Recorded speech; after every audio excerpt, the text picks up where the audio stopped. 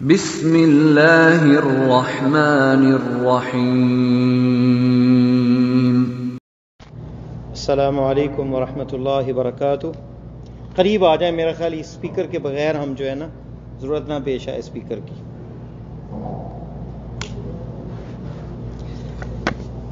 الحمد للہ وحدہ والصلاۃ والسلام علی من لا نبی بعد، فاعوذ باللہ السمیع العلیم من الشیطان الرجیم، رب اشرح لی صدری ویسر لی امری واحلل عقدۃ من لسانی یفقہوا قولی۔ گزشتہ درس میں ہم نے سورہ فاتحہ کے بارے میں بات کی تھی کہ یہ وہ عظیم سورت ہے جو ہر مسلمان ہر نماز کے اندر پڑھتا ہے۔ یہ سورت جو ہے شفا بھی ہے، اس سے علاج بھی ہوتا ہے، لیکن یہ ایسا ہتھیار ہے کہ یقین کے ساتھ جب پڑھا جائے تو بڑے معجزے ظاہر ہوتے ہیں اس دنیا کے اندر، کہ وہ لا علاج بیماریاں جن کا ڈاکٹروں کے پاس کوئی جو ہے وہ حل نہیں ہوتا، مایوس ہو چکے ہوتے ہیں، جواب مل چکا ہوتا ہے، تو وہاں پہ قرآن اپنا معجزہ دکھاتا ہے۔ قرآن کے ساتھ وہ شفا یاب ہو جاتے ہیں، اور ڈاکٹروں کی عقلیں بھی دنگ رہ جاتی ہیں کہ یہ کیسے ممکن ہوا۔ آج کی ہماری جو صورت ہے پوری تو نہیں ہوگی، چند چیزیں اس پہ ہم بیان کریں گے، اور پھر کل اس طرح سورۃ البقرہ۔ سورۃ البقرہ جو ہے اس کا ترجمہ یہ ہے کہ گائے بقرہ کو کہتے ہیں عربی میں۔ اس میں گائے کا واقعہ موجود ہے بنی اسرائیل کا، اس لیے اس واقعے کی بنیاد پہ اس سورت کا نام جو ہے بقرہ۔ اس کے علاوہ اور بھی واقعات ہیں، لیکن کیونکہ وہ ایک اہم واقعہ ہے اور امت اسلامیہ کے لیے، نبی علیہ السلام کی امت کے لیے اس میں بہت سے درس، حکمتیں اور عبرتیں ہیں، تو اس لیے اس سورت کا نام جو ہے وہ سورہ بقرہ رکھا گیا، اور اس کو سنام القرآن کہا گیا۔ جیسے کہ اونٹ کے اندر سب سے اعلیٰ چیز جو ہوتی ہے اس کی سنام ہوتی ہے، اس کی کوہان ہوتی ہے، تو قرآن میں سب سے اعلیٰ چیز جو ہے، جو بلند ہے، چوٹی، وہ سورہ بقرہ کو کہا گیا ہے۔ سورہ بقرہ اور آل عمران کو زہروین کہا گیا ہے کہ قیامت کے روز یہ بادل کی طرح آئیں گی، اور یا پرندوں کے جھنڈ کی طرح آئیں گی، اور سایہ کریں گی اس بندے کو جو ان کی حفاظت کرتا پڑتا ہے ان کو، دونوں صورتوں کو۔ اور یہ صورتیں قیامت کے روز سفارش کریں گی اس بندے کی جو ان کو پڑھتا تھا کہ اے اللہ اسے جو ہے جنت میں داخل کیا جائے۔ سورہ بقرہ کے بارے میں یہ بھی ایک حدیث میں آتا ہے کہ لا یستطیعها البطلہ، جادوگر جتنا بھی زور لگا لے، جو بندہ سورہ بقرہ گھر میں پڑھتا ہے تو جادو کے اثرات ختم ہو جاتے ہیں۔ تو جہاں بھی تعویذ ڈال دیا، یہ ہو گیا وہ ہو گیا، سورہ بقرہ شروع کر دیں، ختم ہو جائیں گے سارے اثرات۔ اس میں آخری رکوع جو سورہ بقرہ کا ہے اس کے بارے میں پہلے میں نے ذکر کیا کہ یہ پہلے کسی نبی کو عطا نہیں ہوا۔ صحیح بخاری مسلم کی حدیث میں آتا ہے کہ نبی علیہ السلام نے فرمایا کہ جس نے ایک رات میں یہ سورہ بقرہ کا آخری رکوع پڑھا، آمن رسول بما انزل الیہ، دو آیتیں ہیں آخری، یہ جو دو آیتیں پڑھی، آیتین جو ہیں، دو آیات پڑھی سورہ بقرہ کی آخری خواتیم سورۃ البقرہ، کفتا، اس کے لیے کفایت کر جاتی ہیں۔ شارحین حدیث لکھتے ہیں قیام اللیل سے کفایت کر جاتی ہیں، ہر شیطان کے شر سے کفایت کر جاتی ہیں، چوروں کے شر سے شکایت کافی ہو جاتی ہیں، موذی جانوروں کے نقصان سے بچ جاتا ہے بندہ، سحر سے بچ جاتا ہے، نظر بد سے بچ جاتا ہے۔ 9 چیزوں کا ذکر کیا، 9 قول ہیں، اور کہتے ہیں تمام ان چیزوں سے بچ جاتا ہے۔ اللہ تعالیٰ نے کہ نبی نے صلی اللہ علیہ وسلم نے کفتا کہہ کے کافی کہہ دیا، ہر چیز سے کافی ہو جاتی ہے۔ یہ اتنی عظیم آیات ہیں، ان کو حفظ کریں اور ان کو یاد کریں۔ یہ دیکھیں دعا میں بھی پڑھی گی، ربنا لا تؤاخذنا ان نسینا واخطانا، اے اللہ ہمارا مواخذہ نہ کر جو ہم بھول گئے یا غلطی کی۔ ربنا ولا تحمل علینا اسرا کما حملتہ علی الذین من قبلنا، اے اللہ ہم سے پہلوں کے اوپر جو بوجھ تھے ویسے ہم پہ کوئی بوجھ نہ ہو۔ ربنا ولا تحملنا ما لا طاقۃ لنا بہ، اے اللہ وہ نہ ہم پہ بوجھ ڈال جو ہم اٹھا نہیں سکتے، چاہے وہ معیشت کا ہو، چاہے وہ کسی چیز کا بھی ہو، کسی ذمہ داری کا ہو۔ تو یہ کتنی عظیم آیات ہیں، دعا ہے یہ، تو یہ یاد کریں، ہر نماز کے بعد پڑھنا اس کو مسنون ہے، اٹھتے بیٹھتے، بڑی جامع دعا ہے یہ، ان کو یاد کریں۔ آمن رسول بما انزل الیہ، آپ لکھیں گے گوگل میں خواتیم سورہ بقرہ یا خاتمت سورۃ البقرہ تو آمن رسول آ جائے گی، اس کو سیو کر لیں، آڈیو کو سنتے رہیں، یاد ہو جائے گی، آپ روز پڑھیں تھے۔ سورہ بقرہ کا آغاز جو ہے نا، الف لام میم ذالک الکتاب لا ریب فیہ ھدی للمتقین الذین یؤمنون بالغیب ویقیمون الصلاۃ ومما رزقناہم ینفقون، یہ وہ کتاب ہے جس کے اندر کوئی شک نہیں، ھدی للمتقین، متقین کے لیے ہدایت ہے، رہنمائی ہے، متقین اللہ سے ڈرنے والے متقی لوگوں کے لیے، کون ہے وہ؟ آگے ان کی تعریف بتائی ہے، الذین یؤمنون بالغیب، سب سے پہلا وصف بتایا جو غیب پر ایمان لاتے ہیں۔ غیب کیا ہے؟ اللہ کو ہم نے نہیں دیکھا، غائب ہے، رسول کو نہیں دیکھا، غائب ہے، اور ابھی ہمارے اس دور کے اندر آخرت کو ہم نے نہیں دیکھا، قیامت کو ہم نے نہیں دیکھا، ایمان لاتے ہیں، عذاب قبر کو ہم نے نہیں دیکھا۔ مادہ پرستی کو کاٹ کے رکھ دیا اس آیت نے۔ مادہ پرستی کیا ہے؟ ہر چیز کا مائنس پلس نتیجہ کیا ہے ہمیں نظر آنا چاہیے۔ مشاہدات، تجربات کا نچوڑ کیا ہے؟ جی آپ کمائیں گے تو آپ کو ملے گا، آپ نہیں جائیں گے نوکری پہ آپ کو کھانا نہیں ملے گا، آپ کما نہیں سکیں گے۔ یہ ہے مادہ پرستی ہے دنیا کی۔ لیکن آخرت ہمیں دین کیا سکھاتا ہے کہ رازق وہ ہے، آپ نکلیں، کوشش کریں، وہ اللہ پوری کرنے والا ہے۔ وہ چاہے تو چند ایک چیزوں میں 2 بندے کے کھانے میں برکت ڈالے کہ 3 بندے بیٹھ کے پیٹ بھر کے کھا لیں، اور اگر برکت اٹھا دے تو تینوں کے پاس الگ اتنی جو ہے مقدار میں کھانا ہے، لیکن ان کا پیٹ ہی نہ بھرے۔ یہ ہے وہ برکت کہ کتی جو ہے وہ کتیا جو ہے وہ 10 بچے دیتی ہے اور اس کو کوئی ذبح بھی نہیں کرتا، پھر بھی دیکھ لیں کتوں کی کتنی تعداد ہے۔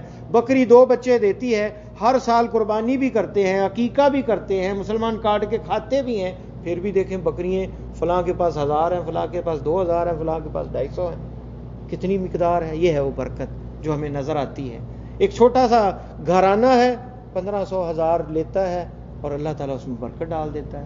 ایک بندہ 10,000 لیتا ہے اور آخر میں اپنے حارث جو ہے اس کا، اب اس کے گھر کے باہر جو پہرہ دار ہے اسے کہتا ہے یار 500 ریال یا 200 ریال دے دینا، نہیں جو تنہا آئے گی تو آپ کو دے دوں گا۔ یہ وہ برکت ہے جو 1500 میں ہے اور 10 میں نہیں ہے۔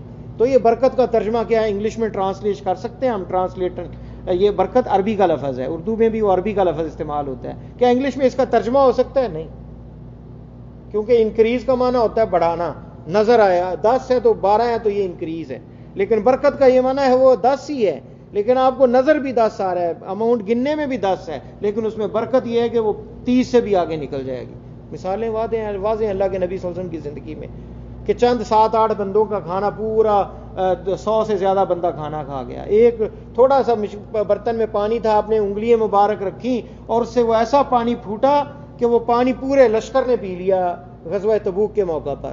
اور نبی علیہ السلام نے ایک مشرکہ کے پاس جو ہے اس کے 2 مشکیزے تھے، اس سے پورے لشکر کو پانی پلایا، پھر بسم اللہ پڑھ کے اس کے مشکیزے میں پانی ڈال دیا تو وہ پہلے سے بھی ٹائٹ ہو گئے، پانی سے بھر گئے، اور اس نے جا کے اپنی قوم کو بتایا کہ میں ایک ایسے شخص کے پاس سے آؤں کہ اس نے پانی پورے لشکر کو پلا دیا اور میرے مشکیزوں میں کوئی کمی نہیں آئی اور زیادہ بڑھ گئے، اور انہوں نے ہمیں کھانا بھی دیا، کھانا بچھایا دسترخوان پہ، جس کے پاس جو تھا 2 کھجوریں، روٹی کا ٹکڑا، سب کچھ سب نے کھایا، اور ویسے کہ ویسا کھانا اسے اکٹھا کر کے اس عورت کو دے دیا۔ تو یہ وہ برکتیں ہیں۔ ذالک الکتاب لا ریب، اس کے اندر کوئی شک نہیں۔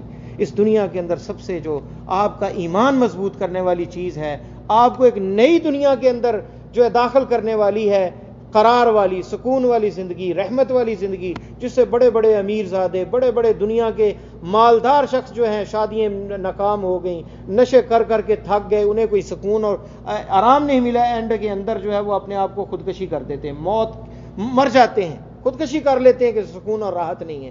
یہ آپ کو چند پیسے، کچھ بھی نہیں دنیا کا مال و متاع، لیکن قرآن کی اگر دولت ہے، ایمان ہے آپ کا، تو یہ آپ کو ایک نئی دنیا متعارف کراتا ہے جو اللہ کی محبت ہے، اس کے رسول سے محبت ہے، اس دین سے محبت ہے، دلی قرار، قلبی سکون اور اطمینان ہے۔ تو ذالک الکتاب لا ریب فیہ، اس میں ادنا شک نہیں۔ ایک پروفیسر مسلمان ہو جاتا ہے، PhD ہولڈر امریکہ کا، اس آیت کی وجہ سے کہتا ہے کہ دنیا کی کوئی کتاب اٹھا کے دیکھ لے، اس میں لکھنے والا اینڈ میں کہتا ہے کوئی کمی کوتاہی ہو، کہیں غلطی ہو تو اصلاح کریں، بتائیں مجھے، بتائیں اور میں اس کی اصلاح کروں گا۔ یہ دنیا کی واحد کتاب ہے کہ رب اس کا لکھنے والا، رب کا یہ کلام ہے، اور اس نے شروع میں یہ دعویٰ کر دیا کہ اس میں کوئی شک نہیں، اس کی معلومات میں، اس نے جو حقائق دنیا پر متعارف کرائے ہیں، جو چیزیں بتائی ہیں، جو قوانین ہیں، جو دستور ہے، اس میں ادنا سا شک نہیں، کیونکہ یہ اس رب کی طرف سے ہے، الرحمن، جس نے الرحمن ہے، اور خلق الانسان،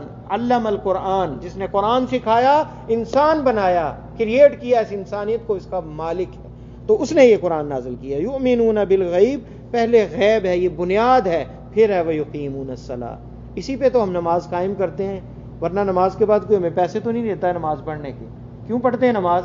آخرت میں اجر ملے گا، رب راضی ہوگا، جنت ملے گی، غیب ہے نا، تو غیب کا نتیجہ کیا ہے؟ عمل صالح، عقیدہ جو ہے وہ اس کا ثمرہ کیا ہے، نتیجہ کیا ہے، اس کا نتیجہ یہ کہ ہم عمل کریں، نیک اعمال ظاہر ہوں. یہ ہے ایمان پہ دلیل. بخار اندر ہوتا ہے، جسم سارا گرم ہو جاتا ہے کہ بخار ہے.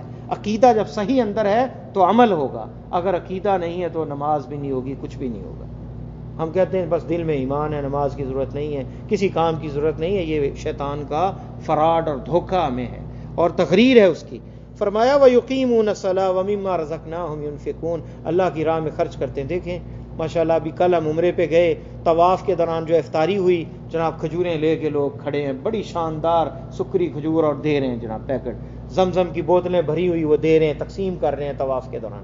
کیا ہے؟ لوگ قہوہ لے کے کھڑے ہیں اور دے رہے ہیں. کس لیے؟ اللہ سے اجر کی امید ہے. یہ ہے مما رزقناہم ینفقون، جو اللہ نے ہمیں اللہ نے رزق دیا ہے اسے خرچ کرتے ہیں اللہ کی راہ میں. کس وجہ سے؟ قیامت کے روز ہمیں اجر ملے گا. یہ ایمان بالغیب کا نتیجہ ہے. والذین یؤمنون بما انزل الیک وما انزل من قبلک. پہلی کتابیں بھی اللہ نے نازل کی، تورات، زبور، انجیل، اور یہ قرآن بھی نازل کیا. وبالآخرۃ هم یوقنون. آخرت پر یقین ہے.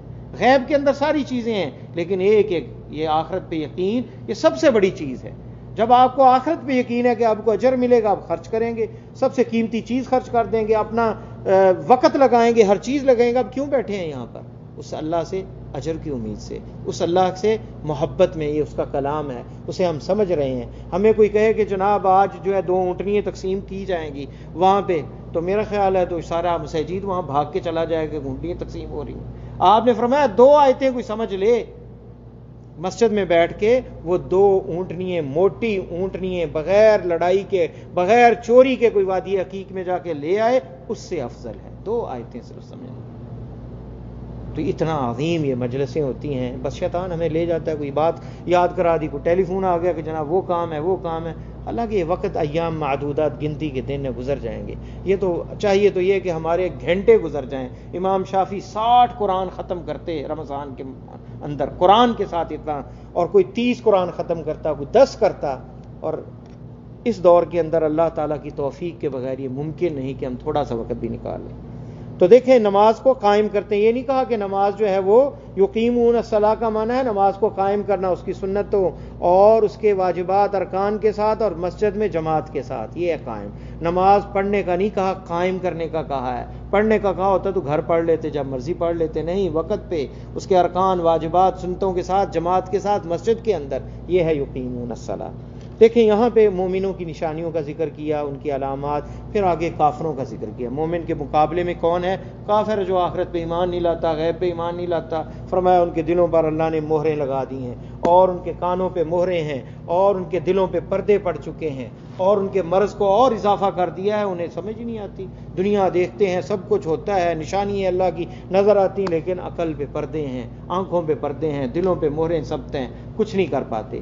تیسرا گروہ ذکر کیا اس کے بعد، منافقین کا گروہ، جو سب سے اشد ہے، کہ وہ جو ہے نا، وہ مسلمانوں کے پاس جا کے کہتے ہیں ہم تو آپ کے ساتھ ہیں، ہم تو ایمان لائے. کافروں کے پاس جاتے ہیں، ہم تو ان کے ساتھ مذاق کر رہے تھے. اللہ تعالیٰ جواب دیتے ہیں اللہ یستہزئ بہم، اللہ بھی تم سے مذاق کرتا ہے.